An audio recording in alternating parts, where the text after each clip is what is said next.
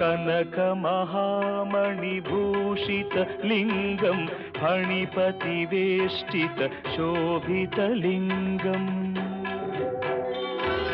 दक्षसुयज्ञविनाशनलिङ्गं तत्प्रणमामि सदा शिवलिङ्गम् कुङ्कुमचन्दनलेपितलिङ्गं पङ्कजहार सुशोभितलिङ्गम् सञ्चितपापविनाशनलिङ्गं तत्प्रणमामि सदा शिवलिङ्गम्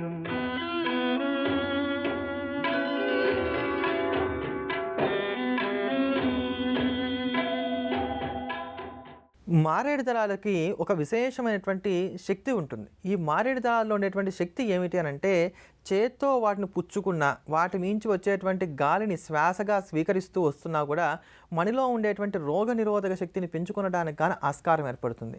ఆహారము లేకపోయినా కేవలం మారేడు పత్రాలు, లేత మారేడు పత్రాలను మనం ఆహారంగా స్వీకరిస్తూ వచ్చినా కూడా మనలో ఉండేటువంటి జీవాన్ని నిలుపుపెట్టుకోవడానికి గాను కావాల్సిన అవకాశాలు ఏర్పడతాయి. అంటే సదాశివుడు ప్రపంచంలో ఉండేటువంటి సమస్తమైనటువంటి జీవకోటికి కూడా ఆధారభూతుడు అని తెలియజెప్పడానికి గాను ఈ మారేడు దళాలతోటి మనం పరమేశ్వరుని పూజిస్తూ ఉంటాం. అది మారేడు దళాలకు ఉండేటువంటి శక్తి, దాంట్లో ఉండేటువంటి యథార్థమైనటువంటి విషయం. అట్లనే ఈ సృష్టి అంతా కూడా సత్వగుణము, రజోగుణము, తమోగుణము అనబడేటువంటి 3 గుణముల చేత ఆవృతమై ఉంటుందిట. వీటిల్లో మంచి లక్షణాలన్నీ సత్వగుణంలో ఉంటే, అహంకారాది లక్షణాలన్నీ కూడా రజోగుణంలో ఉంటూ, మనలో ఉండేటువంటి కోపం, ఆవేశం వంటి దుర్గుణాలన్నీ కూడా తమోగుణం కిందకు వస్తూ ఉంటాయి.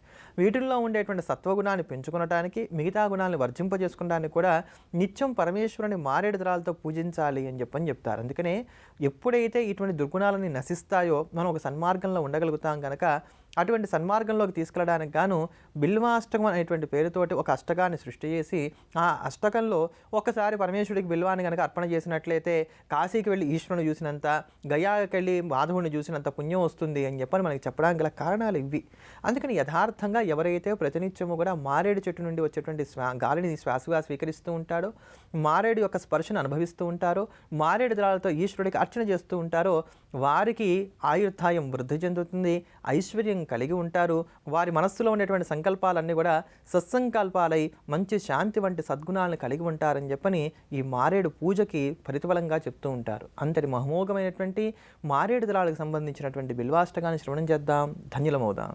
త్రిదళం త్రిగుణాకారం త్రినేత్రం చ త్రియాయుధం త్రిజన్మ పాప సంహారం ఏకబిల్వం శివార్పణం త్రిశాఖైః బిల్వపత్రైశ్చ अच्छिद्रैः कोमलैः शुभैः तव पूजां करिष्यामि एकबिल्वं शिवार्पणम् कोटिकन्या महादानं तिलपर्वतकोटयः काञ्चनं शीलदानेन एकबिल्वं शिवार्पणम् काशीक्षेत्रनिवासं च कालभैरवदर्शनं प्रयागे माधवं दृष्ट्वा एकबिल्वं शिवार्पणम् इन्दुवारे व्रतं स्थित्वा निराहारो महेश्वर नक्तं हौष्यामि देवेश एकबिल्वं शिवार्पणम्